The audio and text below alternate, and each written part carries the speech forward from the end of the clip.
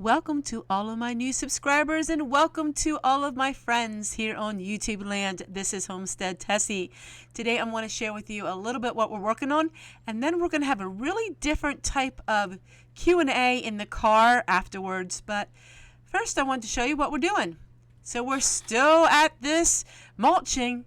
It takes a long time to get the mulching done, but we are working hard at it. Actually, my husband is doing all the mulching and I'm doing all the supervising. But doesn't it look so much better? I love filming, and I love filming all kinds of different areas. But one of the things I'm really working on is having more privacy. That way when I'm filming, I keep the camera on our property and keep it more private. So what I am working on today is we are redoing our potting shed. And I'm adding some curtains here. That way when I sit in the corner, my camera isn't pointing to other people.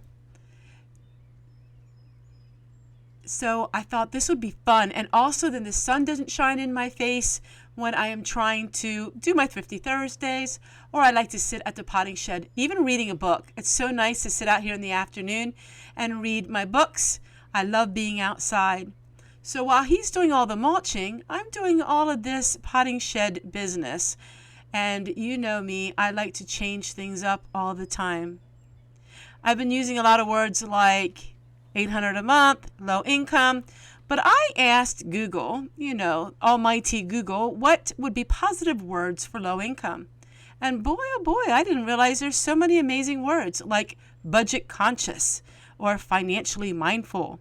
How about financially resourceful, income savvy, and financially challenged? These are all supposed to be positive words for low income. I guess they're saying the word low income is a negative tone, and I don't want that in my videos. So you're going to see me using these very high society words like economically aware. Now that sounds interesting. My personality is the type that I don't really like sitting around, and I always like changing things and making things better, making things new, improving things. Well, that often takes a price tag with it. So I started looking into the archives of my outdoor kitchen and all the things that I have out there, and I thought, well, what can I use that is free? And I was amazed by these curtains that a lovely viewer, and I know you're watching, gave to me. I absolutely love the curtains. It's a little bit more privacy for me and for my neighbors, and it's a place where I can really enjoy turning the camera on and enjoy spending it with all of you. Now, of course, my neighbor doesn't mind my camera. In fact, she loves watching me as I film. She enjoys it, and she always asks, hey, what are you doing here, and what's this? But I thought this would be fun to have it. That's a more private, and it's so nice because, like I said, the sun doesn't shine in on me and makes that awful camera glare. I found some more things I'm going to add to this potting shed, and then we'll see what we do inside the shed.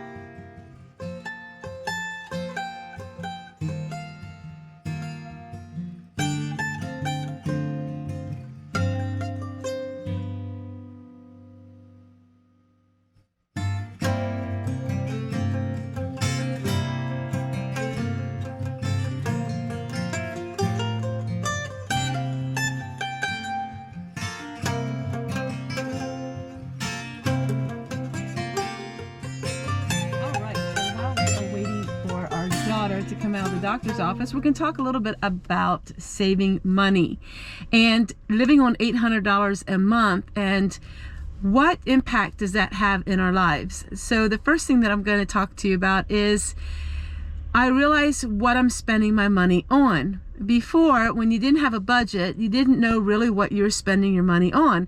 So you could spend $5 here and $10 there, and it would really add up. One of the most important things I want to share with all of you is that when you are saving money, though, that doesn't mean you can't have any fun. That just means you have to have everything with a balance in your life. A schedule, a balance, and have moderation in everything. Now, while we don't go out to eat anymore, we can go for maybe a cone of ice cream for something special once in a while. Going to the thrift store, case in point, is another thing that we can do once in a while that brings a lot of happiness and fun, but I'm not spending more than $10 at the most. Another thing that we have learned is to use up what we have. And using up what we have, then we're not spending for new things. And that's a big thing for me. So I do an inventory now each week before I go to the grocery store. I want to make sure what I have on hand and what I can use to go towards my meals. Many times in the past, I didn't go to my inventory and I would buy food that I already had. So I was buying 3, 4, 5 times the amount of food. Another thing that I found is when I have a surplus, so much food, it's hard to organize it. So you really don't know exactly what you have on hand. I may have 10 jars of spaghetti sauce in this cupboard and 5 in this one. And you don't realize that you have it all other places. As my pantry is getting less and less, I'm able to consolidate all of my food, put it together, and then I know what I have. So as you're going to be seeing in my channel, I am going to be going to the grocery store, but first having an inventory of what things that I need. Now, of course, I wouldn't have to go to the grocery store, but I do love fresh fruits and vegetables and the dairy products. Many ways that we can have fun with having a very low budget. And there are so many ways that we can save our money as well. And as we progress and as we learn, we're going to find more and more ways to save money.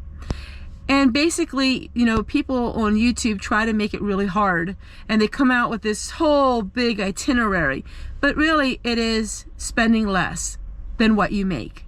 And whatever you make, you got to adjust your spending according to that. And so we make sure what we are spending every month other than what is our bills. So our bills that we have incurring every month are between $615 and $650. Those are bills every month. We cannot get less than that. And those bills would be $50 for electricity. That would be our Comcast for $109.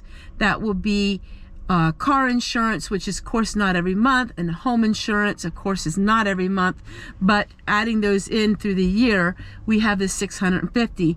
Then this gives us the $50 a week towards groceries, and that is just something that we can enjoy to do. We wouldn't have to spend that. In fact, you are seeing a lot of grocery hauls for $29 a week or $40 a week. So the $50 is just a cushion. And what we don't spend that, then we go ahead and we can save it for next month, or we can put that into an envelope, and that can go towards maybe an ice cream out some evening. We have learning to find things at home that we enjoy. Just the other week that we saw a really neat air show that was at an airport near us, and we got to watch it for free because we could watch it from our own backyard. And we had a lot of fun doing that. Of course, it wasn't quite as dramatic because we weren't as close as what some people are to seeing it, but it didn't cost us anything, and we had a lot of fun. We are also enjoying bird watching. I really enjoy all of the birds that we have on our neighbor's property because she's attracting all kinds of birds. I'm working on a notebook where I show pictures and I'm coloring pictures and I'm writing down all the different birds that we are seeing. And right now we're at 8 different kinds of birds that are coming onto our property. That doesn't cost us a cent, and it's really a lot of fun. So there's a lot of things that we can do to save money and not spend it. As our income really fluctuates, one thing we are making sure is that our spending does not fluctuate. That way we can have money for a savings account. So as you know, we did use up quite a bit of savings on 2 different occasions, and that was things that were not expected. So what happens in the past, when our income would rise, so would our spending. But we can't do that now, because we need to have, when the income rises, we need to have a little bit more that we can save to put it back into emergency fund. Because every time there's an emergency, as the years progress, so does the expense. So things are not getting cheaper in emergencies, they're getting more expensive. And that means we have to save money. So many times people think that if you save only $5 or $10, that's not anything.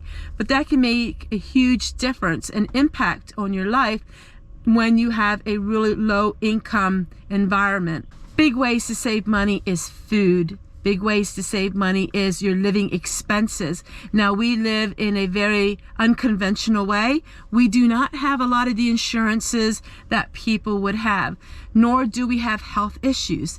As I stated in many of my videos, that can make a tremendous burden on your life. We are trying now to be proactive in our life and trying to live as healthy as we possibly can so we don't have to deal with that. Of course, things do come arise, and I do honor that, and I understand that people every day are going through a lot of physical things that they never dreamed they would. We are praying that we can continue to live a healthy life, and that can really save our money. Stocking up. I don't stock up on the things like I used to. I lived in fear that things would end tomorrow, so I would stock up on massive amounts of food. And as we get older, we don't need as much food, and it's probably not good to have so much food. And so now I have 1 year stocked up, which may seem like a lot, but really, in reality, that's not too much. It's a perfect combination for 2 people, and plus I have extra for others. There are so many ways that you can live below your means if you have your cards placed right. And so with us, our cards are placed just right at this time in our life that we are able to save. I am 55 years old. I am not too late to save money to have a nice nest egg for retirement, but I'm at the crucial point at the fork in the road. If I don't do something today, I will pay for it down the road. And so all of these things are going to make a difference in our lives, and I'm going to be sharing that in more ways with all of you. My videos had took a 180 spin, and they are all about how to live less in a world that is living on more. And that is a play on words, but isn't it so true? We are living in a world who's living on more. How can we go against the grain and say you can live on less in a world that's living on more? So we are actually turning our life to an opposite direction of what the world is turning towards. And in doing so, we are able to share our life with all of you and help you in this journey. Most of you who watch me are in your ages 65 and older. And as you get older, it gets harder. That was one of the biggest surprises that I have dealt with. I thought when you get older, it gets easier. No, everything gets harder when you get older. Saving money gets harder. Living expenses get harder. It is not an easy road. And so if we can make it easier now for ourselves, then how much better can we make it for when we're older? Fixing up our house now while we're younger so we don't have to deal with it while we're older. I probably live in the oldest mobile home in YouTube. I live in a 1963 double wide. I don't personally know, nor have I seen anyone live in a mobile home that is older than ours. I'm sure they're out there, but I don't know anyone that has an older mobile home than ours that is making YouTube videos. So I have a little bit of a unusual way of living, and doing so has saved us so much money. So I want to thank you guys so much for watching today's video. We talk a little bit about money, but it's in a way that's positive, in a way that makes you feel like, you know what? I can get this done because Tessie is doing it too. Take care, everyone, and we'll see you guys on the next one. I want to share with you today's book that's been really inspiring to me, The Joy of Not Working. This book is really unique because it talks about what is important in your life. And do you want to work more? Do you want to be in the rat race? Do you want to live the high luxury life? Or do you want to take each day and enjoy it and not work, but not spend money? So there is a balance between the two, and it's all up to you what you choose to do. Everyone is different. There are some people who love to work. That's what gets them excited. That's what motivates them. Then there's people like me who would rather not live in the workforce and be consumed by working, and The Joy of Not Working. It's a wonderful book, very interesting, and talks about how you can live abundantly on less, unemployed, and living the best life. And it talks about where are your priorities in life. This is a really old book, but it's very interesting to read.